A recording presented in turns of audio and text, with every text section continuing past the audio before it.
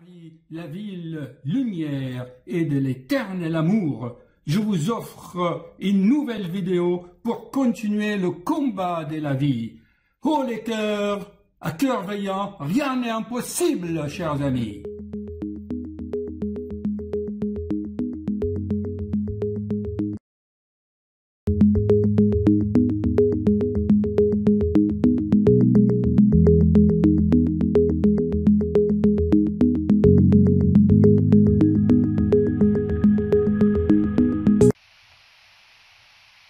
Voilà, chers amis, bonjour. Avant de quitter le cabinet, juste une vidéo là pour aider beaucoup d'internautes. Là, je vais partir là. S'il vous plaît, je m'adresse à ces internautes qui se laissent aller, qui se laissent influencer. Ayez un peu de force, de personnalité. Ne vous laissez pas influencer ni avoir des suggestions. Vous êtes des gens suggestibles, comme on dit. C'est le dernier qui a raison. C'est le dernier qui a dit qui a raison.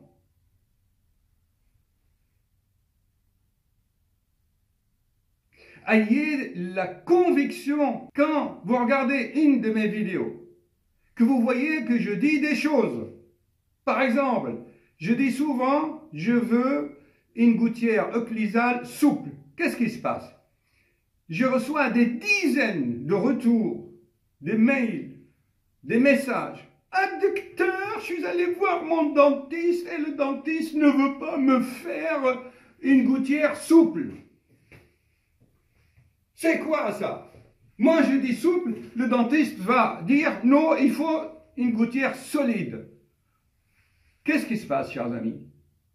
Pourquoi tu n'exiges pas au dentiste que non, le cardiologue a dit que c'est et il faut que ça soit souple?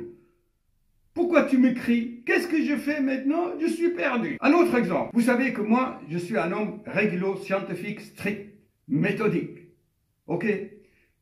Dans le bilan cardiaque, actuellement, de nos jours, quand les situations sont un peu litigieuses et qui ne sont pas claires, ok, ni avec l'électrocardiogramme, le Holter, l'échographie, le test d'effort, il faut vraiment actuellement, de nos jours, faire un IRM cardiaque de stress. Ça ne coûte pas cher dans un centre spécialisé. C'est à peine 70 €. C'est moins cher que l'échographie.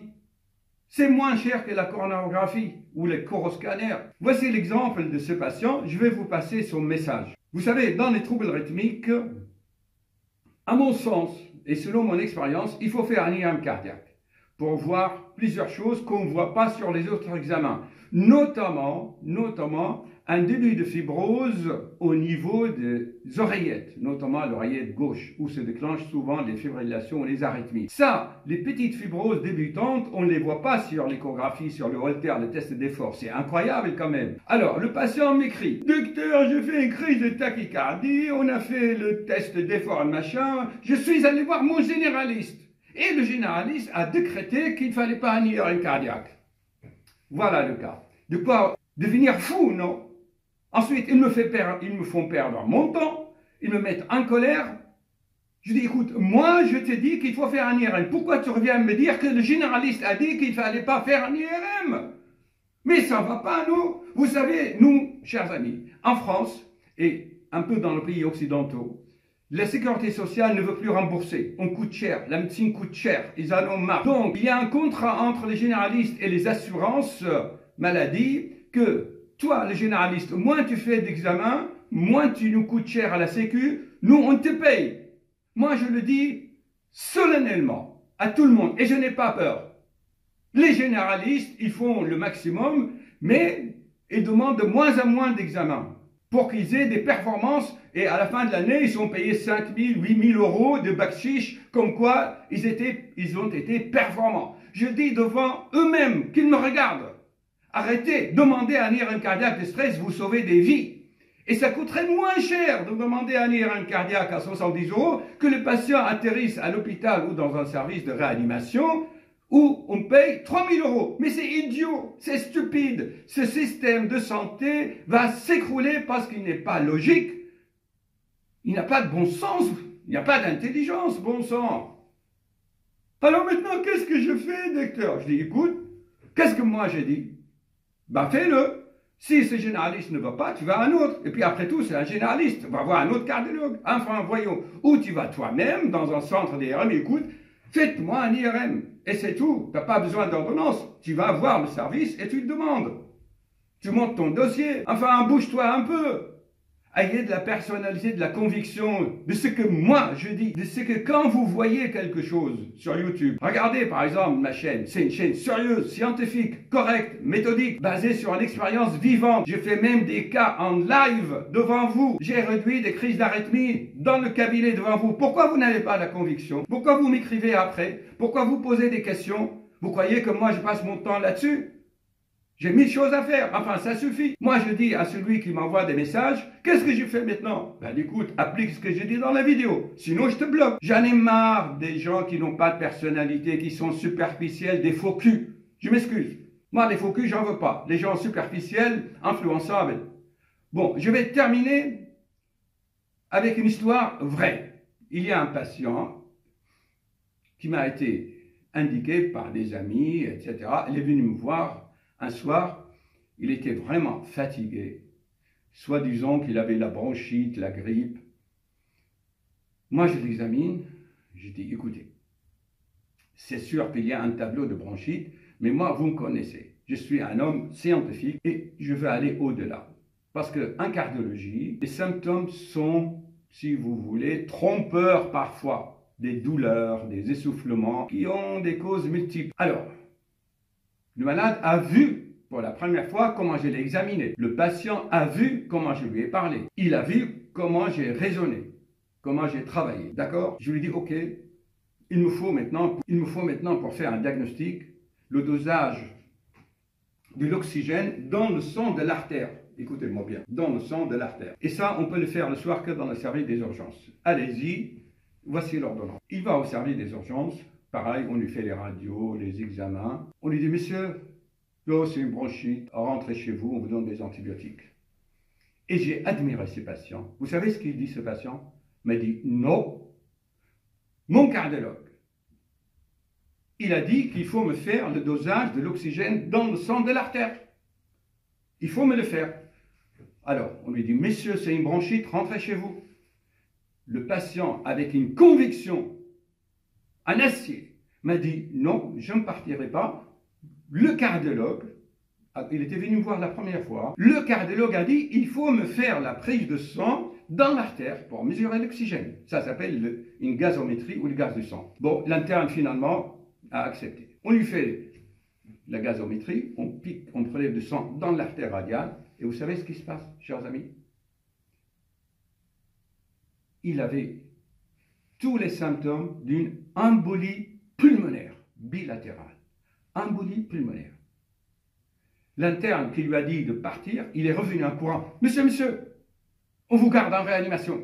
Vous avez une embolie pulmonaire. Le patient me dit, vous voyez, je vous l'avais dit dès le début. Mon cardiologue me l'a dit. Voilà. Et souvent aussi, c'est le cas, les gens, je fais une ordonnance, les patients vont voir le pharmacien, avec tout le respect que j'ai pour le pharmacien. Ah le pharmacien a dit que ça, c'est pas important, ou il me l'a changé, ou il a dit qu'il ne fallait pas prendre ce médicament avec celle-ci, et ils ne prennent pas ce que je leur ai prescrit. Le dernier a raison. Ils n'ont pas cette conviction. Voilà, chers amis, la nature de l'être humain. Alors, je vais vous passer donc le message de ce monsieur. Il dit qu'il est perdu. Il est perdu par sa propre faute, parce qu'il n'a pas la force de discernement de dire « Merde alors, ce cardiologue, il parle correctement, il a des bases, je dois l'écouter. » Soit tu as la conviction de ce que je dis, soit pourquoi tu m'embêtes et tu m'écris. Enfin, donc ce message doit être vraiment partagé à ceux qui n'ont pas confiance en eux-mêmes, qui sont malléables, manipulables. Mais regarde la personne. Regarde-moi, ce n'est pas parce que j'ai mis une casquette ou je m'habille en couleur que je suis un farfelu. Ce qu'ils disent là, les gens dans la rue. Einstein lui-même, il avait l'air de farfelu. Souvent, les gens modestes, humbles, entre des guillemets, qui ont saisi, ils s'en foutent des apparences. Voilà, chers amis. Je vais vous passer ce qu'il a dit, cet internaute-là. Ah, je suis perdu. C'est stupide, non? Tu as bien vu ce que j'explique? C'est pas le dernier qui a raison. Et toi, ta conviction, il est où? Ton discernement. Ça sert à quoi alors que tu regardes des vidéos sur YouTube? Ça, pour les occlusions, là. Eh bien, tu regardes plusieurs vidéos et tu juges par toi-même. Ou tu essayes. Celui-là, il commence, celui-là, il comme ci, l'autre comme ça. Bon, souvent, bon, je vais faire une autre vidéo pour une autre femme, enfin, pas nous, une autre internaute qui me pose aussi des questions et je vais encore avoir un coup de gueule. Hein. Bon, à la prochaine vidéo. Soyez vrais, chers amis. Ayez la conviction et regardez par vous-même. Observez. C'est pas le dernier qui a raison. Vous n'êtes pas une balle de ping-pong qu'on manipule. Eh ben, je suis perdu. Mais fais ce qu'on te dit et tu verras. Change si quelque chose ne marche pas, si un médecin ne veut pas te faire ça. De nos jours, chers amis, les symptômes sont bizarres. Je l'ai répété souvent. Même les médecins sont déroutés devant des symptômes bizarres. Alors, il y a des examens maintenant qui vous donnent les diagnostics sûrs et certains. Que l'IRM cardiaque de stress, dans mon domaine, soit la base. Ok? Allez, ciao. Bon, voilà ce qu'il me dit. Bonsoir docteur, j'espère que je ne vous dérange pas, j'espère que vous allez bien.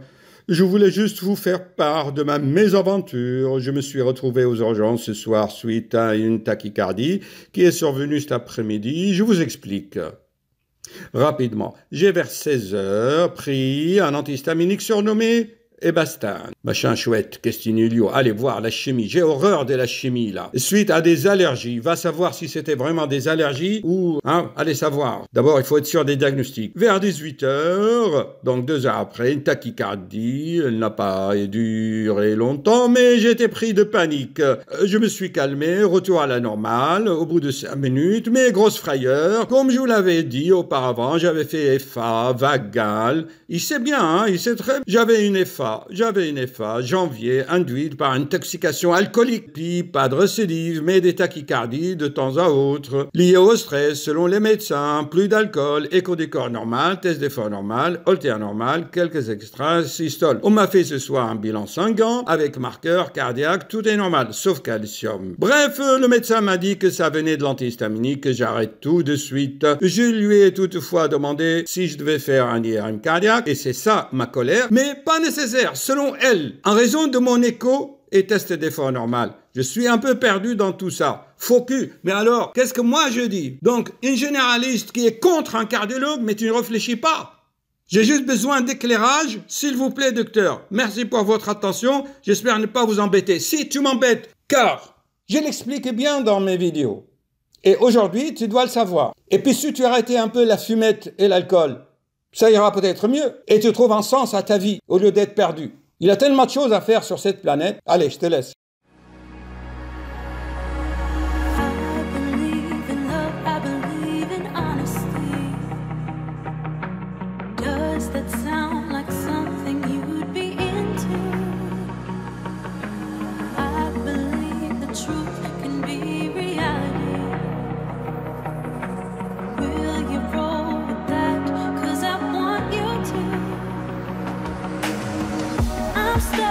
Trying to find a way to make it easier to say that there's just one thing on my mind, and I think it's time for you to realize I want you all to myself. Don't wanna share